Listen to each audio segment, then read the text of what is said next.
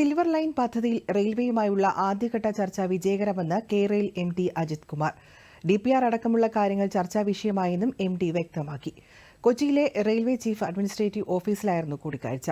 അതേസമയം പദ്ധതി ഉപേക്ഷിക്കണമെന്നാവശ്യപ്പെട്ട് silver line വിരുദ്ധ ജനകീയ സമിതി എറണാകുളം സൌത്ത് റെയിൽവേ സ്റ്റേഷനിലേക്ക് പ്രതിഷേധ മാർച്ച് നടത്തി.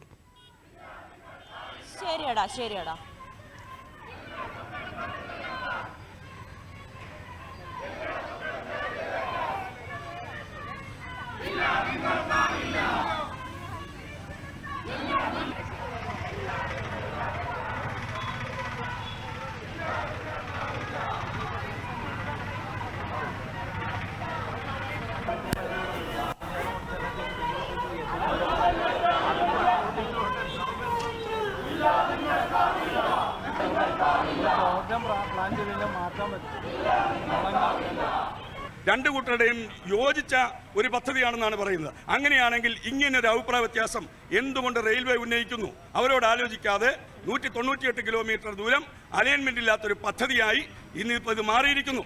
അതുകൊണ്ടാണ് ഈ DPR തള്ളിക്കളയണം എന്ന് സമരസമിതി ശക്തമായി ആവശ്യപ്പെട്ടുകൊണ്ടിരിക്കുന്നത്.